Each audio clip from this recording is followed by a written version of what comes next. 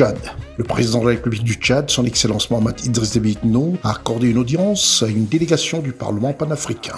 C-Web Info, 100% de l'information continue, 24h sur 24 sur 7, en cliquant sur cwebinfo.net. Le 5 août 2024, son Excellence Mohamed Idriss Déby Itno, président de la République du Tchad, a accordé une audience à une délégation du Parlement panafricain, conduite par son président, M. Fortune Charoumbira. Du 31 juillet au 1er août 2024, une délégation du Parlement panafricain a pris part à la célébration de la Journée mondiale de la femme africaine en N'Djamena. L'événement a été placé sous le thème « Investir dans l'éducation, sécuriser l'avenir des femmes et des filles en Afrique ». Cette délégation s'est rendue au Palais Toumaï afin de présenter au chef de l'État, Mohamed Idriss Déby Itno, les résultats des travaux et de recevoir en retour ses avis et conseils avisés. Ainsi, le président du Parlement panafricain, M. Fortune Charoumbira, a exprimé sa gratitude envers le chef de l'État tchadien, son Excellence, Mohamed Idriss Déby Itno, pour sa brillante élection à la magistrature suprême du Tchad, dans un environnement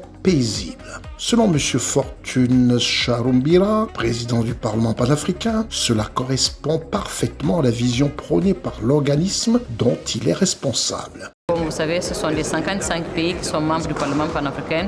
Il faut que le Parlement soit tout proche de la population parce que le Parlement, c'est les voix de la population africaine, c'est la garante de la promotion des droits humains, de la démocratie.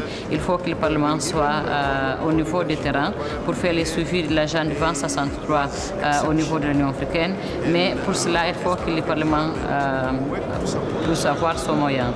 C'est dans ces cas-là qu'on a demandé le soutien des chefs d'État pour donner tout leur soutien au niveau de l'Union africaine pour que le pape puisse avoir les moyens pour mettre en place la ratifité et d'être vraiment les voix des peuples africains. La démarche suivie par le Tchad pour retrouver la normalité constitutionnelle mérite d'être saluée. De plus, il a exprimé ses souhaits de succès pour les prochaines consultations électorales.